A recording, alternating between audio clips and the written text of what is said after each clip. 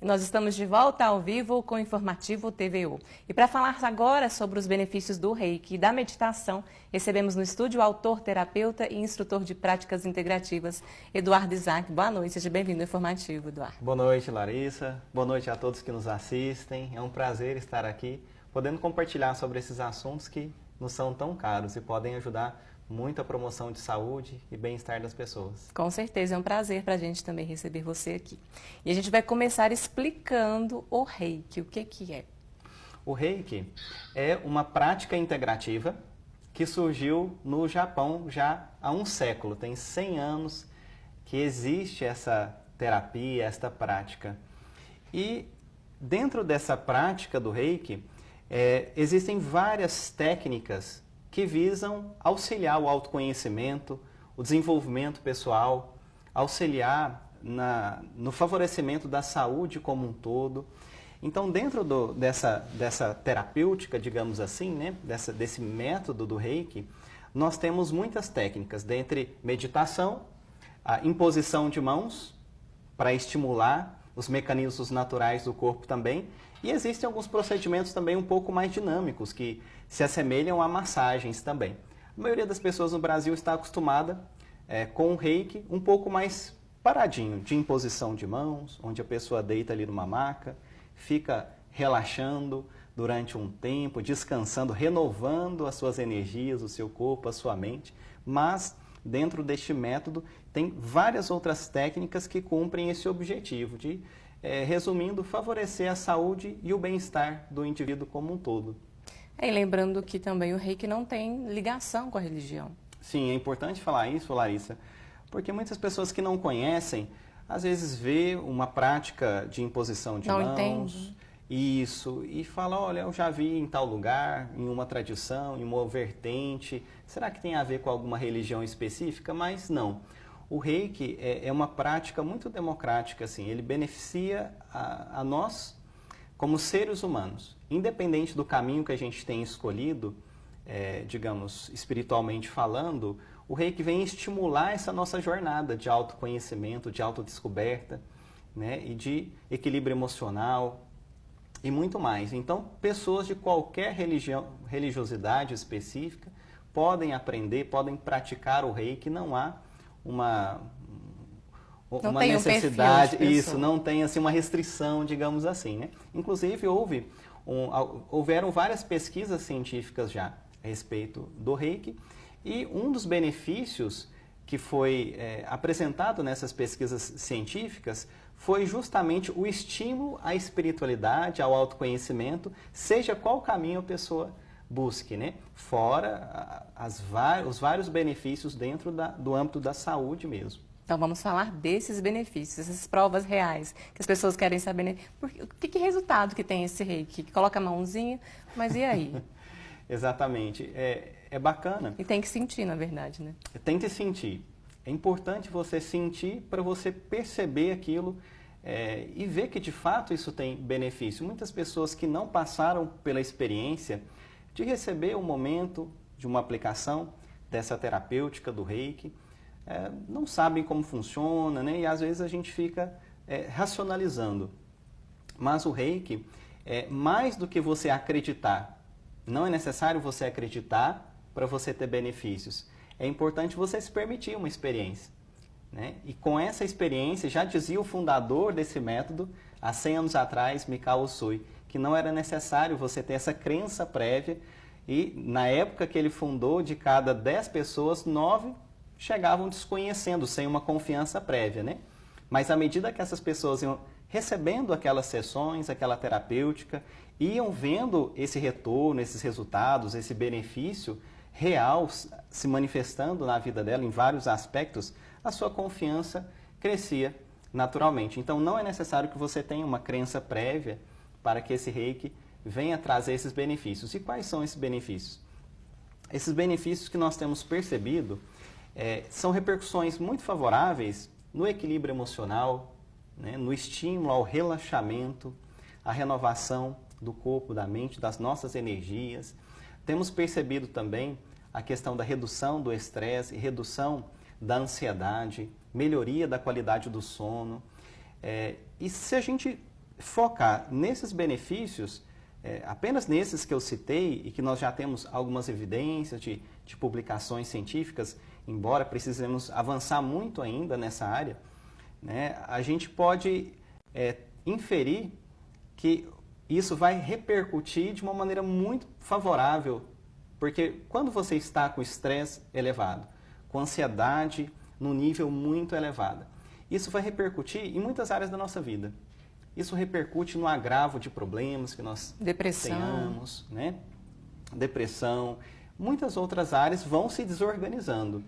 E aí o Reiki vai sendo essa terapia gentil, amorosa, de trazer esse resgate, essa conexão com a gente mesmo, com o aspecto mais profundo do nosso ser e vai estimulando. Inclusive tem uma portaria do Ministério da Saúde, que é a portaria 145 de janeiro de 2017, que definiu uma sessão de Reiki no âmbito do SUS, porque o Reiki e outras práticas integrativas, elas já estão inseridas no SUS. Nós temos um pouco mais de 70% dos municípios do nosso país que já tem, em alguma unidade de saúde, alguma das práticas integrativas, seja o Reiki, seja a meditação ou sejam outras práticas, né?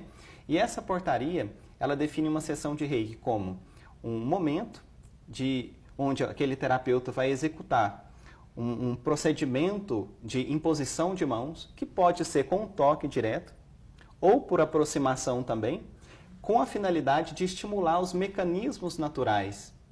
Portanto, eu não vejo que o Reiki cura algo, mas sim ele vem estimular aquela sabedoria que já está em nós.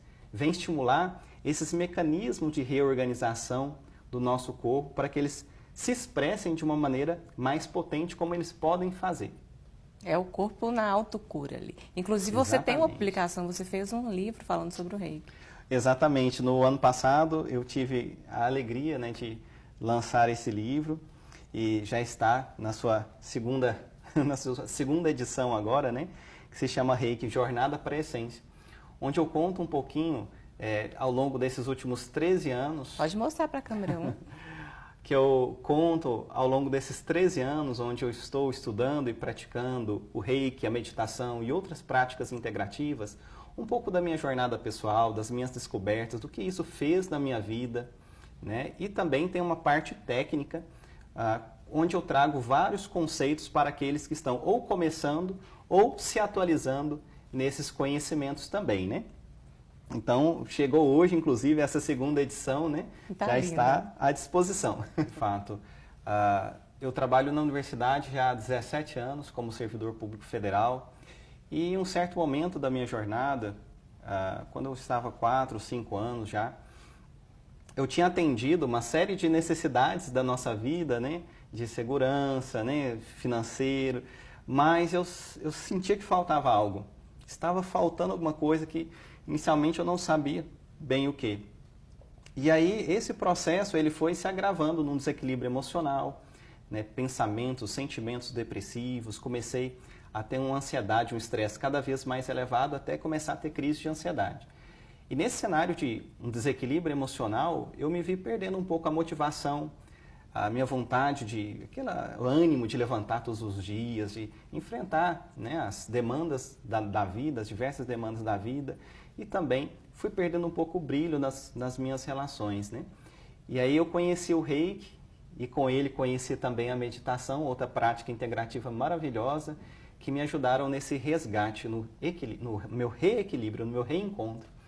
E isso foi tão impactante na minha vida que foi realmente um divisor de águas, que dali a um ano, depois desse encontro que me ajudou no meu equilíbrio, né, nessa harmonia, nesse bem-estar, eu decidi levar isso para outras pessoas. Então, abri meu primeiro consultório como um terapeuta integrativo no ano de 2011.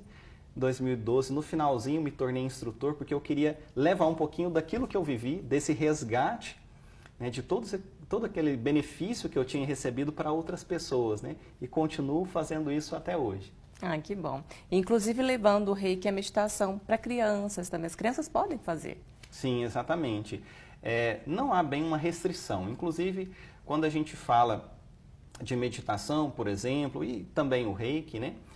Se você adapta a linguagem, se você adapta a técnica que você vai utilizar, isso pode ser inserido em vários contextos, né? Tanto contextos não religiosos, mas contextos corporativos, profissionais, para redução do estresse, para aumentar a concentração, mas também para contextos educacionais.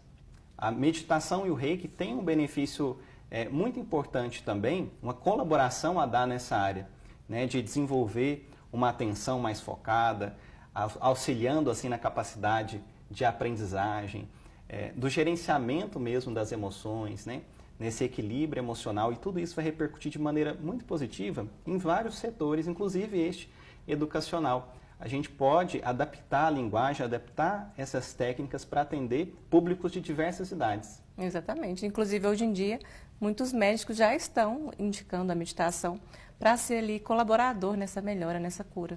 Sim. Inclusive, no espaço onde que eu realizo as formações em Reiki, em meditação, onde nós realizamos também projetos sociais de atendimento gratuito à população, nós temos visto já há vários anos chegarem pessoas lá para receber uma sessão de práticas integrativas, para passar por esse momento da sessão de Reiki ou das outras práticas que vêm por indicação de profissionais da saúde, da medicina convencional. Então, às vezes, nós temos psiquiatras, temos médicos, temos psicólogos, temos outros profissionais também que trabalham nesse âmbito do cuidado convencional, que vão indicando, né? Por quê? Porque recebem pacientes que relatam melhorias e eles observam isso, tanto no caráter subjetivo, a partir dos relatos, quanto também na questão do acompanhamento dos exames. Percebe que as práticas são parceiras. É uma força que pode auxiliar bastante, né, a complementar essa complexidade que é o ser humano. O ser humano ele é muito complexo, né? Tem tantas instâncias, tantas dimensões. É muito cheio de emoções, né? Tem que trabalhar isso aqui. Emoções, de questões, as práticas as práticas integrativas somar com os cuidados da medicina convencional e assim fortalecer esse cuidado, né? Essa promoção de bem-estar num sentido mais amplo do ser humano. Inclusive a meditação também tem vários benefícios comprovados cientificamente. Exatamente. A meditação ela é uma das práticas integrativas onde você tem o maior volume de pesquisas, de evidências científicas. Hoje, se você entra numa base de trabalhos científicos, de artigos, e você coloca ou meditação, ou geralmente um termo que é mais utilizado, que é mindfulness, né? Você vai encontrar são milhares de trabalhos mostrando evidências da meditação beneficiando uma série de aspectos do ser humano. Desde um treinamento de concentração, de memória, até questões da harmonização emocional nas suas diversas problemáticas possíveis, até no quesito educacional mesmo. E a gente vê, inclusive, em aspectos mais fisiológicos, digamos assim. Por exemplo, a gente tem pesquisas mostrando que a meditação e o Reiki são tratamentos complementares, integrativos e complementares, que podem auxiliar no controle da hipertensão, né? Pode auxiliar vários parâmetros, né, fisiológicos, psicofisiológicos, auxiliando assim tanto no aspecto de recuperar, quando nós já estamos com desequilíbrios, né, com questões instaladas, tanto na recuperação quanto também na prevenção. Então, para você meditar, para você fazer o Reiki, não precisa estar doente. Melhor seria se você fizesse isso como uma prevenção, como expansão do seu bem-estar e desse aspecto da resiliência, nossa capacidade, né, de enfrentar os diversos desafios da nossa vida. Mas hoje nós temos aí um rol de evidências científicas muito amplo a respeito das práticas, até mesmo por isso que nós temos mais confiança para inserir essas práticas no SUS, né? Nós temos feito parceria com municípios, com estados, para capacitar pessoas também do SUS para oferecer essas práticas integrativas nas suas cidades.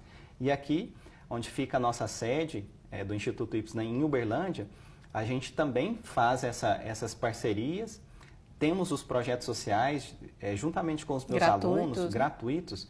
Nós tivemos a alegria de oferecer mais de 12 mil atendimentos gratuitos à população já, e também estamos chegando a 5 mil alunos formados também, né, nas diferentes cursos, nas diferentes etapas dessa jornada. Que bacana. E a meditação também é para todo mundo, porque tem gente que fala, não, é um bicho de 7 cabeças, eu não sei meditar. Mas meditar é uma coisa natural, né? Tem que Eu aprender ouço devagarzinho. Eu ouço muito isso, assim. Como faço treinamento de meditação, né, tive a oportunidade de formar muitas pessoas, existem algumas falas recorrentes. E uma delas é, eu acho, Eduardo, que essa meditação, que esse negócio Não de é pra meditar mim. não é para mim. Quando eu vou meditar, aí que a minha mente parece que pensa mesmo, fica agitada. Mas é um treinamento gradual. Meditação é para todo mundo. Meditação não é não pensar em nada. Meditação é um conjunto de técnicas para desenvolver atenção plena ou cultivar aspectos saudáveis da nossa mente. E nós podemos resumir a meditação como um treinamento da nossa mente. Então, é para todos. Aí, para você, naquele seu momento, no momento que você está vivenciando, talvez uma técnica vai ser mais eficaz no que você busca, né?